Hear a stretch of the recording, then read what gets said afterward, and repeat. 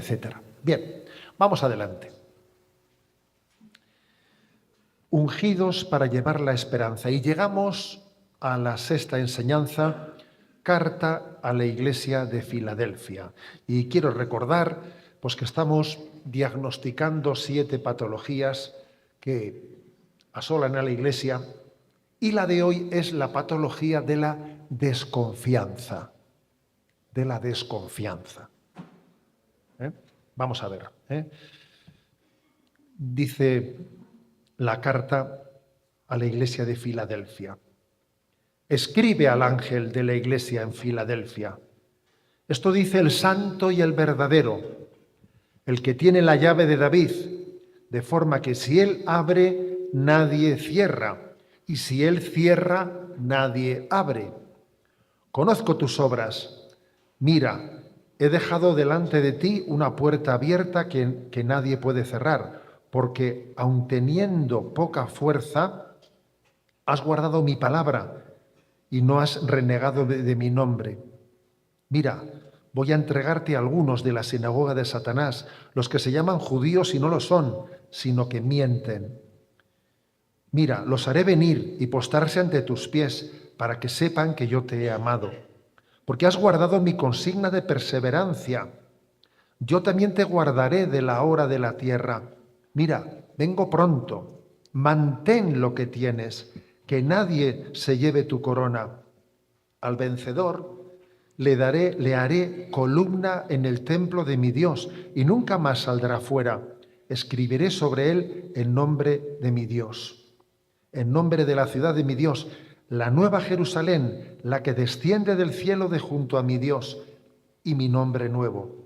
El que tenga oídos, oiga lo que dice el Espíritu a las iglesias. Es el único mensaje a las iglesias que no contiene amonestación alguna. Atentos a esto, que no contiene amonestación alguna. Se le alaba por haber guardado la palabra y no haber renegado. El problema, en todo caso, está más bien en el riesgo de un complejo de inferioridad. En ese versículo 3:8 donde se dice, ¿no? Aun teniendo poca fuerza, ese tener poca fuerza sugiere una comunidad pequeña, débil en medios o influencias, quizá numéricamente escasa o socialmente marginada. Esta sería su fragilidad, aunque no está censurada, pero esta sería su fragilidad, no está censurada en el texto. Más bien se le alaba, porque a pesar de su debilidad ha sido fiel. El contexto acaso sea que se saben pocos e irrelevantes, tienen poca fuerza. ¿A dónde vamos nosotros con nuestra pequeñez? ¿A dónde voy yo con mi pequeñez delante de este reto de la evangelización que me supera completamente? ¿A dónde voy yo? A esto se añade que hay una oposición fuerte. Se menciona a quienes pertenecen a la sinagoga de Satanás, que se oponen a la comunidad cristiana. Esto indica que Filadelfia vive en un entorno hostil, bajo presión. A ver, que esto tiene mucha actualidad hoy en día, mucha actualidad. Cuando uno vive en un contexto hostil, con mucha presión, se asusta, se retrae. Tiene gran actualidad. Y le dice, el reto es, conserva lo que tienes para que nadie te quite tu corona. Es decir, que en medio de todo esto, Dios les promete ser columnas del templo de Dios. Además de escribir el nombre de Dios en su frente. La clave, por tanto, está en confiar en medio de nuestra pequeñez. Esta es la clave. Esta es la clave del mensaje a esta iglesia de Filadelfia. Confiar en medio de nuestra pequeñez. Entonces vamos a hablar, del tema de la confianza y vamos a hablar de qué es lo que más le agrada a Dios. ¿Qué es lo que más le agrada a Dios? Vamos a hablar de la patología de la desconfianza. Recuerdo que una de las intervenciones que a mí la providencia me ha pedido en mi vida, que veo que tuvo más influencia, más eco, fue la ponencia que desarrollé en el primer Congreso de Pastoral Juvenil que se celebró en España en el año 2012. Fue el primer Congreso de Pastoral Juvenil, de momento el único, no ha habido segundo.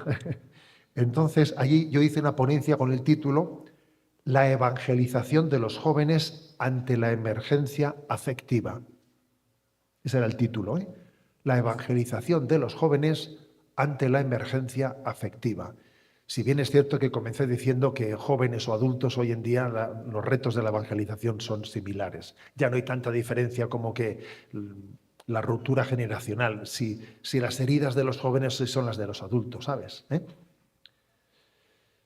Y entonces yo hablé allí de que hay principalmente 3 heridas que condicionan la evangelización, 3 heridas. Una, el narcisismo, de la cual estamos hablando mucho. Otra, el pansexualismo, o sea, el desmadre sexual, del cual también hemos hablado un tanto, ¿no? Y la tercera, la de la desconfianza, que es de la que vamos a hablar hoy. Son, en mi opinión, las 3 heridas que condicionan mucho la evangelización.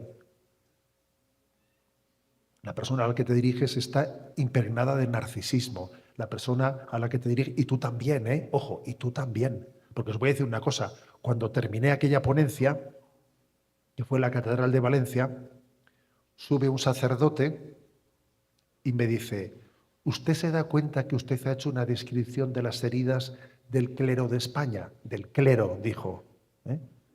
Y le dije, sí, y de los obispos, le dije, porque obviamente las heridas son compartidas, ¿sabes? Son heridas compartidas, ¿no? Entonces, las 3 heridas son esas, el narcisismo, el pansexualismo, la impureza y la desconfianza. Vamos a hablar de esto, de la desconfianza. Hay una herida de la desconfianza y hay una escuela de la confianza. Vamos a ver qué herida es esa de la desconfianza y cuál es la escuela para aprender a confiar.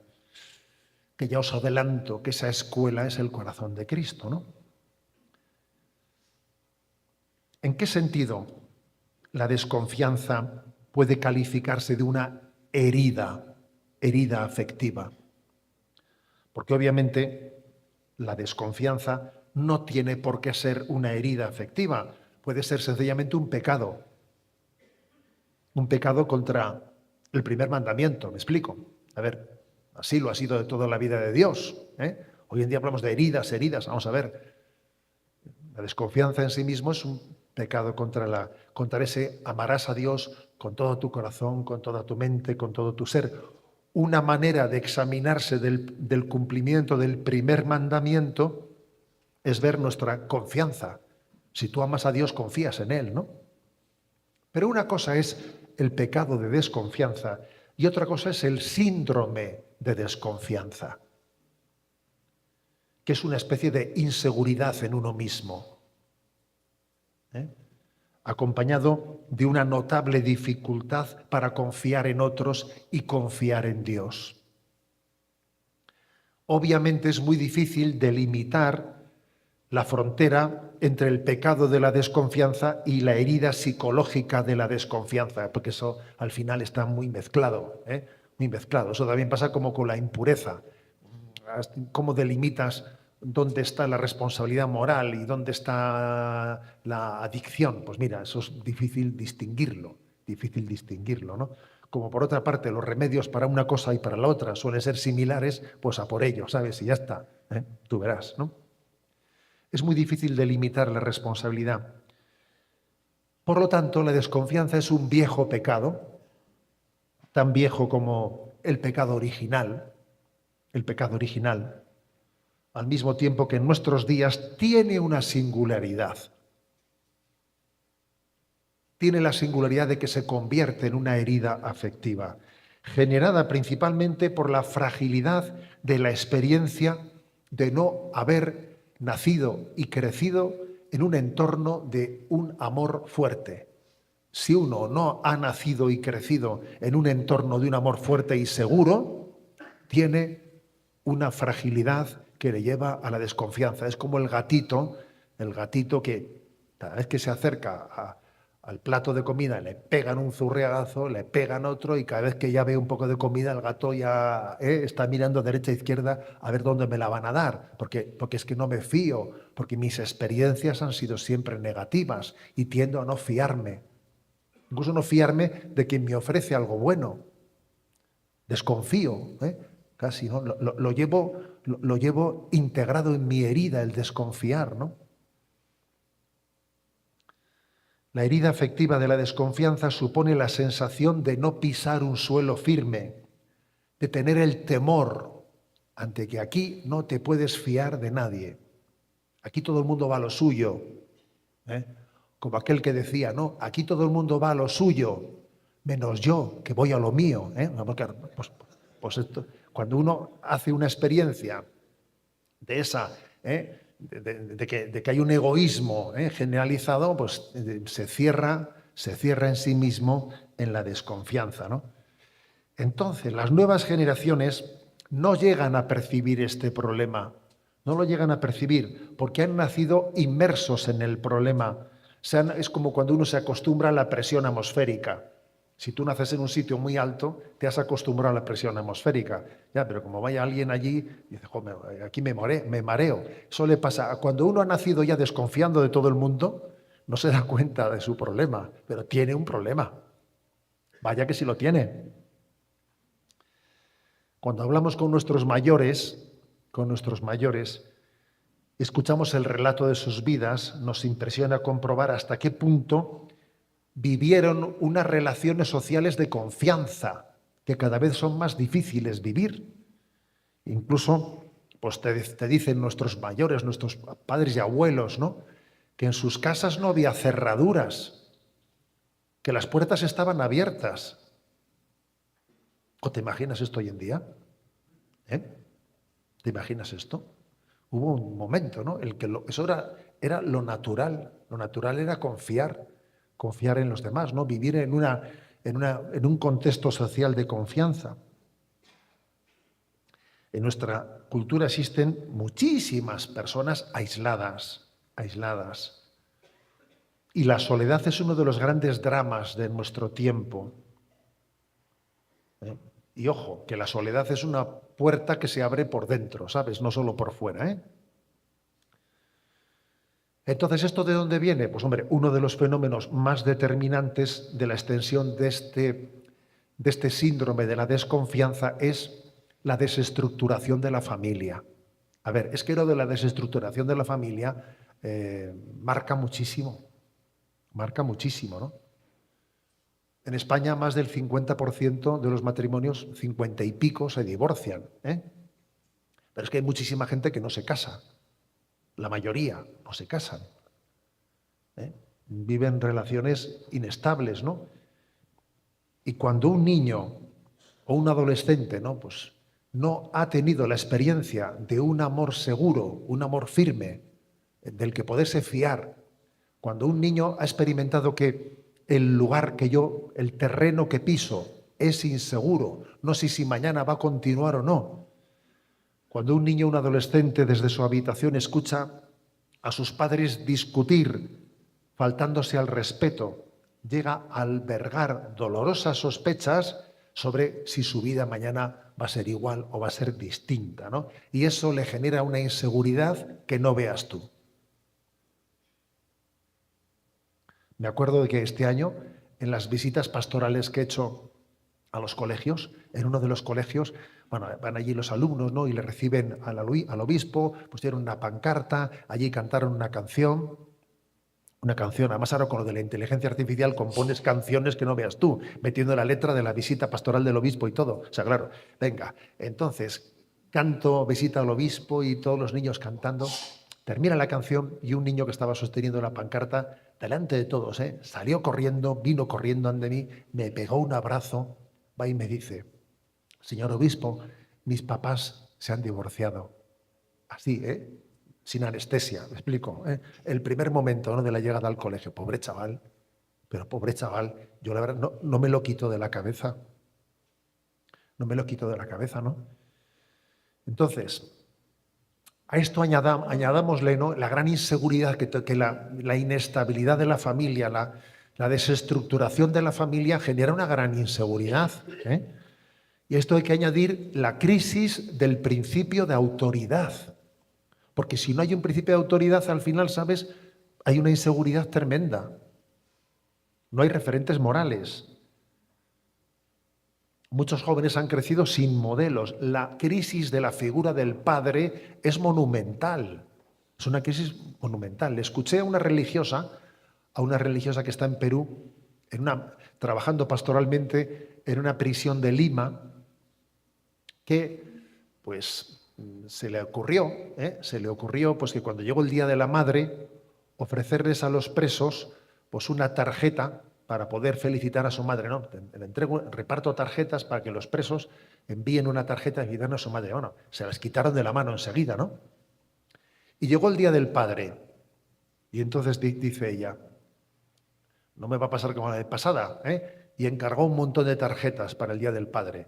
Y ofreció en la prisión las tarjetas para felicitar. Se quedó con todas las tarjetas, ¿sabes? Se quedó con todas las tarjetas porque los presos no felicitaban a su padre. O sea, había una herida de figura paterna tremenda, tremenda, ¿no? Entonces, ¿eso qué crees tú que genera? Pues genera una desconfianza plena. La falta de autoridad se traduce en inseguridad, en desconfianza. Añádele a esto, ¿no?, como muchas experiencias de amistad traicionada, de amor afectivo traicionado, de traicionarse continuamente, de este me ha usado, pues como este me ha usado, yo ahora voy a usar de otro. O sea, todo eso genera una desconfianza. Aquí nadie te ama de una manera estable. Todo el mundo te usa, esto es usar y tirar. Te utilizan como un Kleenex. Entonces, todo esto también llega a nuestra experiencia ante Dios, porque cuando uno se ha acostumbrado a desconfiar, eso casi, como digo, no solamente es un pecado, es un síndrome, es un síndrome de herida afectiva. Y en su relación con Dios le va a afectar, le va a costar confiar en que Dios le ama. Porque uno proyecta en Dios la experiencia de la vida, la proyecta. Uno diría, esto casi nos tendría que ayudar, porque dice, mira, todo el mundo te falla, Dios es el único que nunca falla. En teoría, esto nos podría ayudar, ¿no? Pero no suele ser así, no suele ser así. Porque cuando yo tengo la experiencia de que todo el mundo me falla, se genera en mí una sospecha, que está en el subconsciente, en el subconsciente, y que tú tiendes a proyectar en Dios y no me fío de fiarme. Mantengo una distancia, ¿no? Entonces, señores, ¿qué podemos hacer? Si existe ese síndrome de la desconfianza, ¿qué podemos hacer? Las heridas de nuestra vida han podido dificultarnos el acto de confianza. Me fié y me fallaron. En el presbiterio tuve amigos sacerdotes entrañables, pero luego me fallaron. Entonces me he encerrado. Y te encuentras sacerdotes encerrados porque tuvieron malas experiencias y esas malas experiencias les llevaron a decir, a mí me la han dado una vez, ya 2 veces no me la van a dar.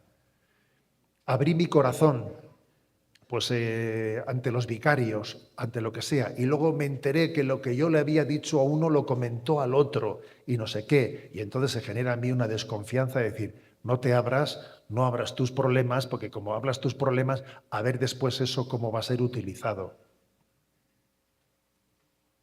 Cállate, cómetelo tú solo. Tuve una mala experiencia con un acompañamiento espiritual. O sea, es decir, el que esté libre de pecado, que tire la primera piedra. Esta experiencia de la desconfianza está muy generalizada entre nosotros. Entonces, señores, ¿qué podemos hacer? ¿Cuál es la escuela de la confianza? ¿Cuál es la escuela de la confianza? ¿En qué podíamos incidir especialmente, ¿no? Para sanar nuestra herida y para ayudar a los demás? Porque aquí uno se sana ayudando a los demás a sanar lo mismo. Esto es así. A día de hoy ayudamos al pueblo con lo mismo que me ayuda a mí. Así de claro. Esto funciona. Esto que te predico a ti, me lo digo a mí, porque tu problema es el mío. Aquí es que hoy en día esto es una realidad, ¿eh? Que nos ayuda a ser humildes, y a ponernos en nuestro sitio. Bueno, a mí se me ocurren principalmente dos, ¿no? Dos experiencias que se convierten en escuela de confianza. La primera, que es la experiencia de comunión en el seno de la Iglesia, el que yo llamo método pastoral de Don Bosco. Me voy a explicar. Método pastoral de Don Bosco. Don Bosco se encuentra con unos adolescentes totalmente apaleados.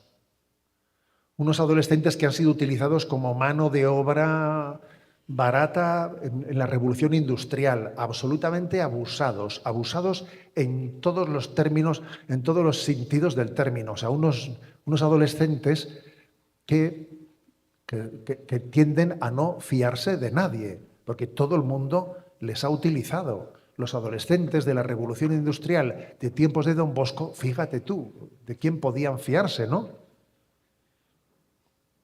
¿Y qué hace Don Bosco?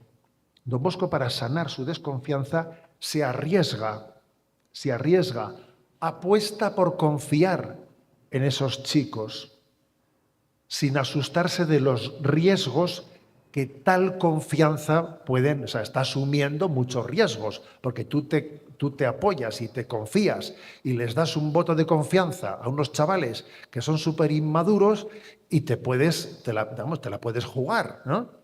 Te la puedes jugar, como cuando Don Bosco consigue un permiso para que les den una tarde libre a los que están en el reformatorio y salir a la calle. Y corres el riesgo de que alguno no te vuelva, no te regrese. Y vas a ver tú aquí a la que me la estoy jugando confiando en estos. Pero Don Bosco se la juega. Don Bosco se la juega. Y cuando un joven comprueba que nos fiamos de él, que vamos delegando en él responsabilidades, pequeñas tareas, lo sentimos, él se va sintiendo como alguien importante. Esta persona me toma en serio, se fía de mí, ¿no? Se fía de mí. Y entonces comienza a saber que estoy en casa, que aquí hay una relación de confianza. Me estoy acordando de una anécdota de mi vida que la tenía un poco olvidada, que os lo voy a contar. Siendo sacerdote, me acuerdo que pues me habían pedido que por favor que le cogiese a un chico que estaba metido en la droga y que hiciese lo posible, ¿no? Pues por intentar sacarlo. Bueno, pues me acuerdo que le llevé a mi despacho y allí yo, pues, dale que te pego, dándole razones, animándole que mira, que esto, que tu familia, que tu vida, que tu tal. Y estaba yo, dale que te pego, ¿no? Hablando con él. En esto que entra una persona y me dice, don José Ignacio, le llaman al teléfono. Y yo, bueno, espérate, fui a levantarme y el momento de levantarme había un billete, entonces todavía no estaban los euros, era un billete de 5.000 pesetas, había un billete de 5.000 pesetas encima del despacho. Y yo, cuando fui a levantar, ¿no?, al teléfono, claro, vi el billete y dije, o sea, esto fueron décimas de segundo, décimas de segundo. Y dije, ¿lo cojo? No lo cojo. Si lo cojo, el chaval se va a dar cuenta que lo he cogido para no dejarlo delante de él. Pero si lo dejo, vas a ver tú, ¿no? Y lo dejé. Y me fui a coger el teléfono. Cuando regresé, llegué y lo primero que hice fue mirar si estaba el billete, ¿no? Y el billete estaba. Bueno, seguía hablando con él, seguía hablando. Y bueno, el chaval se convenció, ¿no?, de que iba a ir al proyecto, hombre, para comenzar un momento de rehabilitación en su vida. Y le dije al chaval, mira, te voy a decir una cosa. Cuando me he levantado la llamada telefónica, te quiero felicitar porque he visto que ese billete estaba encima de la mesa y he pensado en que tú lo podías coger. Y te quiero felicitar, y pedir disculpas porque también he tenido como el temor de que lo cogieses. Y me dice, pues ha pensado usted bien, porque lo he cogido y lo he dejado 3 veces. Me dice, lo he cogido y lo he dejado 3 veces. Me dijo. Entonces, vamos, ahí nos reímos juntos. El chaval se fue al Proyecto Hombre, madre mía, ¿no? El chaval hizo el Proyecto Hombre, luego murió de SIDA, fíjate, murió de SIDA porque aunque comenzó el Proyecto Hombre, en aquel tiempo no existían los retrovirales para detener el desarrollo del SIDA, pero murió en gracia de Dios, me explico, murió habiendo dejado la droga, ¿no? Bendito Dios. Pero yo me acuerdo de ese momento, ¿no? A ver, el método de Don Bosco era arriesgarse confiando en la gente. Si tú no te arriesgas, en el fondo no transmites la confianza que Cristo quiere tener en nosotros. El Señor nos quiere dar una nueva oportunidad. A ver, si el Señor nos quiere dar una nueva oportunidad, si nos quiere dignificar, entonces yo tendré que expresarlo también, ¿no? Porque es que si no, la música y la letra no conjugan. Yo le digo, Dios se fía de ti, te da una nueva oportunidad, tal, y yo, sin embargo, no me fío de él. Cuidado.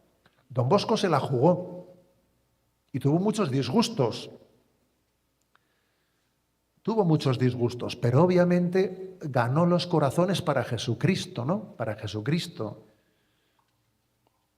Y entonces él llegó a formular un principio de pastoral, ¿no? Si quieres que alguien confíe en Dios, comienza tú por confiar en Él. Vaya principio, señores. Vaya principio. Si quieres que alguien confíe en Dios, comienza tú por confiar en Él. Lo cual supone arriesgarnos. Porque voy a decir una cosa, que a veces es mucho más fácil hacer las cosas prescindiendo de los demás. Porque si reparto muchas responsabilidades en los demás, en los consejos pastorales, en esto, en lo otro, quita, que lo hago yo solo y es más fácil. ¿Me explico? No sé si sabéis eso que se contaba de Pío XI, que decía, para que si quieres que una cosa funcione, procura formar una comisión que sea impar. Y si es posible, de menos de 3 miembros. Entonces, a ver, no sé si será verdad que Pío XI dijo eso. Pero es como diciendo, si quieres que algo funcione, hazlo tú. Y no estés delegando. Sí, pero de esa manera no enseña. Igual es más rápido, Igual ibas a ser más eficaz. Y quita, ya lo hago yo que me estás haciendo las cosas mal. Ya, pero así no enseñas. Así no enseñas, así no dignificas, así no haces crecer a la gente, así no aprenden ellos. Entonces este es el método de Don Bosco. Este es el método de Don Bosco, ¿no? Repito la frase, ¿no? Si quieres que alguien confíe en Dios, empieza tú por confiar en Él. Por otra parte, no podemos transmitir la imagen de que a la gente le queremos interesadamente. Yo a este le quiero a él. Me interesa su vida, sus inquietudes, sus problemas. Y por lo tanto, forma parte de nuestro estilo pastoral el que a la gente le queramos y nos interesemos por su vida y estemos enterados de sus problemas. Y hagamos un seguimiento. Porque claro, sería un error decir, a ver, tú, hace mucho tiempo que no te veo por un momento. O sea, ámale, interésate por él.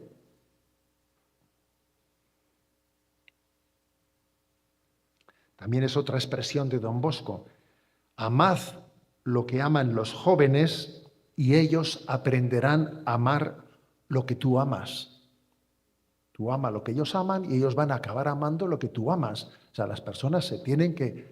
O sea, así se ganan los corazones, así se enseña a confiar. Eso es lo que hizo Don Bosco ante una juventud hija de la revolución industrial, absolutamente abusada, que no se fiaba de nadie y que él educó de esa forma, ¿no?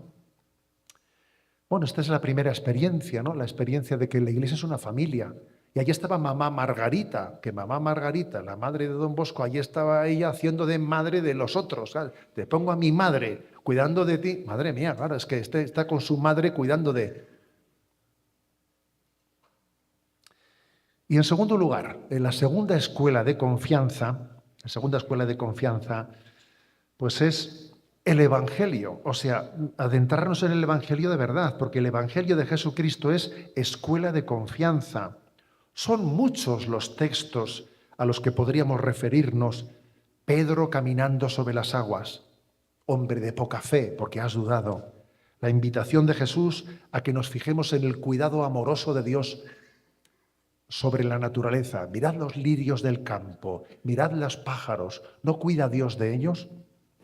La tempestad calmada. Son muchos los pasajes evangélicos que son escuela de confianza. Tenemos que empaparnos de todos ellos, empaparnos.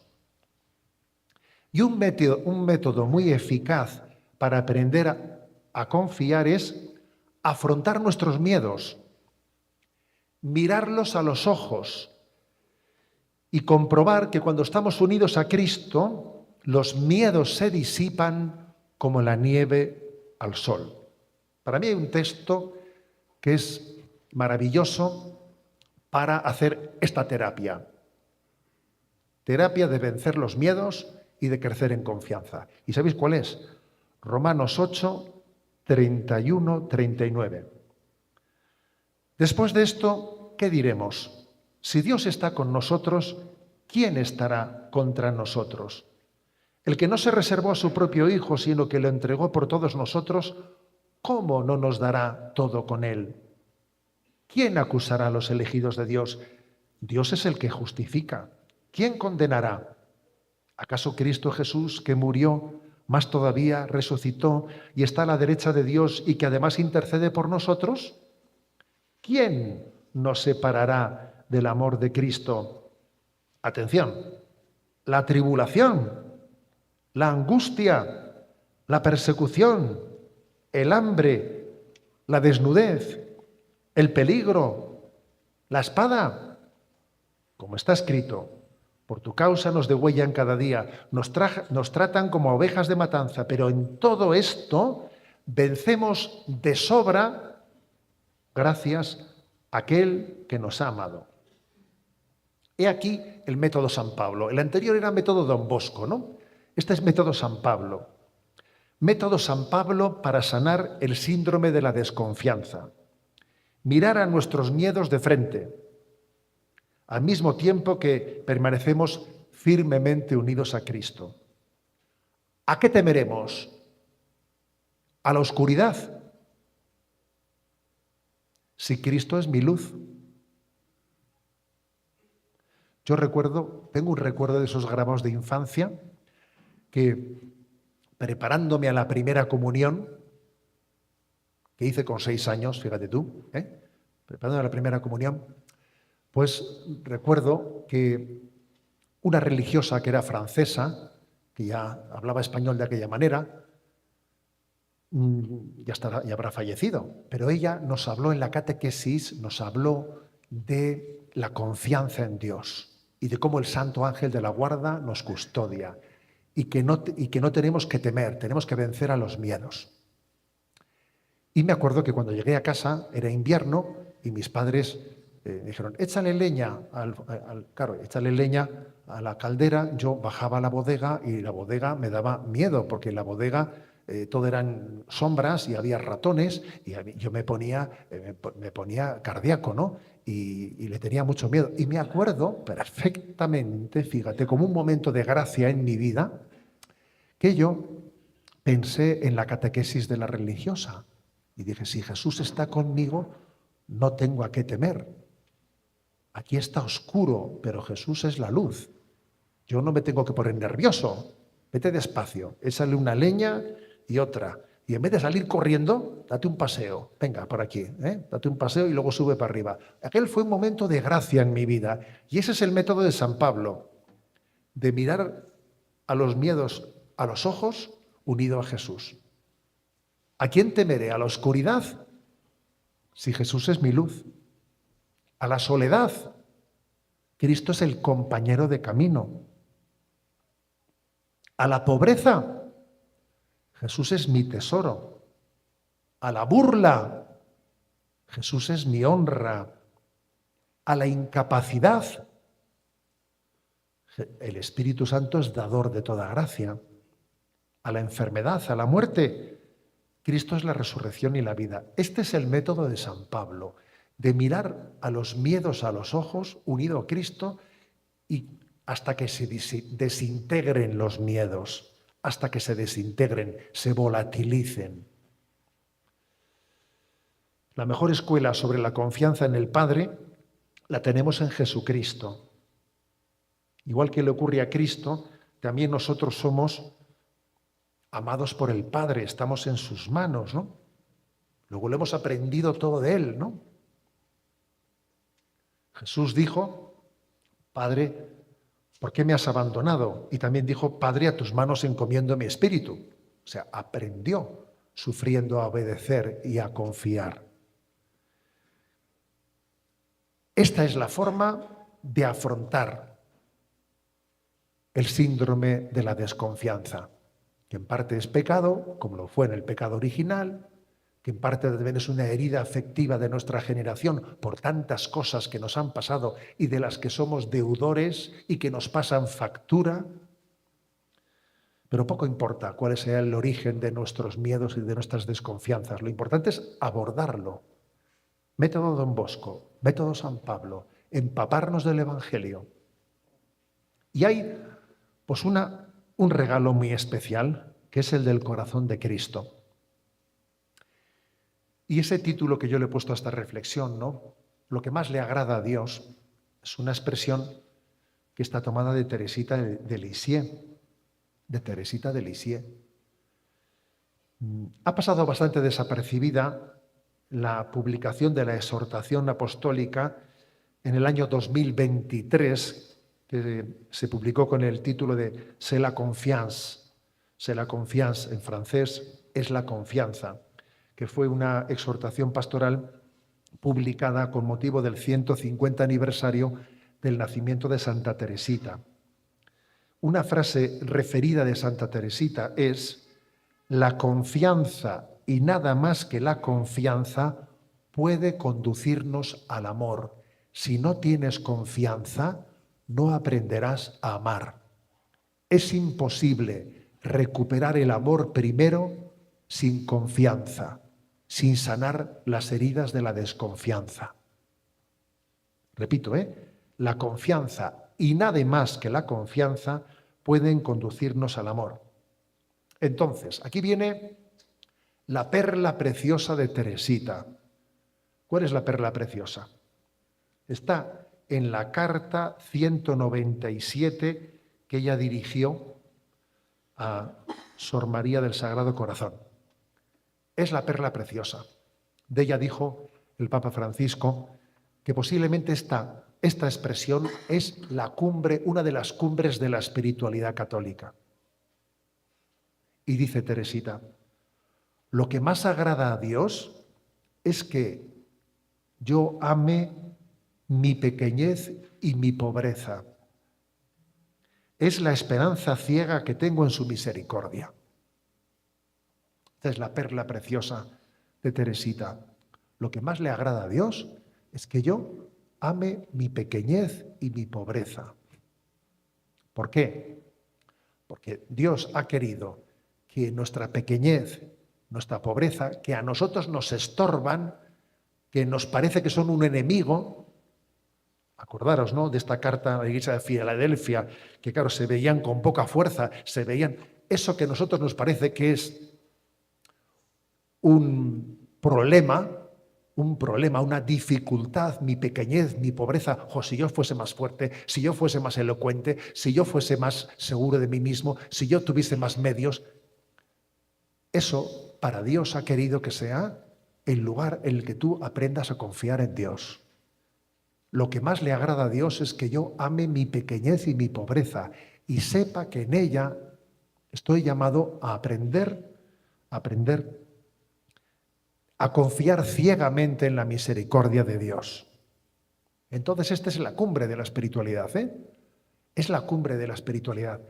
No luchar, no renegar de nuestra pequeñez, de nuestra pobreza. No renegar de ella, no maldecir. El problema es que yo soy así. Si yo fuese de otra manera, si yo tuviese, ¿no? Si tuviese vencido esto y esto y esto y esto, entonces sí que podría ser santo. Lo que más le agrada a Dios es que tú ames tu pequeñez y tu pobreza. Que las ames, porque sepas que en esas pequeñez y pobreza se revela la misericordia de Dios.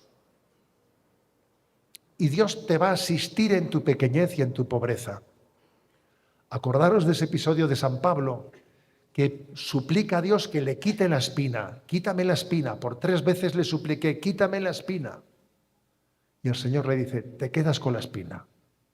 Te quedas con ella. Porque en tu pequeñez, en tu pobreza, en tu contradicción, experimentarás la misericordia de Dios. Qué peligro si no tuvieses espina ninguna. Qué peligro si tuvieses una seguridad en ti mismo, que estuvieses sobrado. Como se dice, este va de sobrado, ¿no? Bueno, eso, qué peligro, macho. Qué peligro. Seríamos un peligro de soberbia andante, ¿no? Tenemos soberbia, a pesar de que somos frágiles, luego imagínate. Entonces, esta es la clave, ¿no? Y sigue Teresita y dice, mis deseos de martirio no son nada, no son ellos los que me dan la confianza ilimitada que siento en mi corazón. Atención a esta frase. A decir verdad, las riquezas espirituales hacen injusto al hombre cuando se apoya en ellas con complacencia. Voy a repetir la frase, ¿eh? A decir verdad, las riquezas espirituales hacen injusto al hombre cuando el hombre se apoya en ellas con complacencia, creyendo que son algo grande. Lo que le agrada es verme amar mi pequeñez y mi pobreza. Es la esperanza ciega que tengo en su misericordia. Este es mi único tesoro. Es decir, sentir alegría o atractivo por el sufrimiento en tu propio consuelo. Comprender que para amar a Jesús, para ser víctima de amor, cuanto más débil se es, sin deseos ni virtudes, más cerca se está de las operaciones de ese amor consumidor y transformante. Y luego remata, aunque hubiera cometido todos los crímenes posibles, seguiría teniendo la misma confianza. Sé que toda esta multitud de ofensas sería como una gota de agua arrojada en una hoguera encendida. Ahí es nada, ¿eh? Teresita de Lisieux. Entonces, yo creo que hay como una joya de la espiritualidad, que es el camino de la confianza de Teresita de Lisieux y la espiritualidad del Sagrado Corazón de Jesús. ¿De acuerdo? Bien, he dicho al principio que os quería hoy dejar como un pequeño testamento, para que os sirva. Entonces, os quiero compartir el que ha sido para mí en este último año y medio, Yo he tardado en recibir este librito que os quiero presentar 1 año y medio, 2 años. Y me ha hecho tanto bien, me parece una joya tan grande que os lo quiero compartir. Y de hecho la cita del libro la tenéis ahí en la subsidia que os he compartido, ¿no?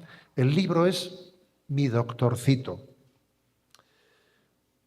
Una Teresita aún por descubrir. Es del padre Enoch Tellú.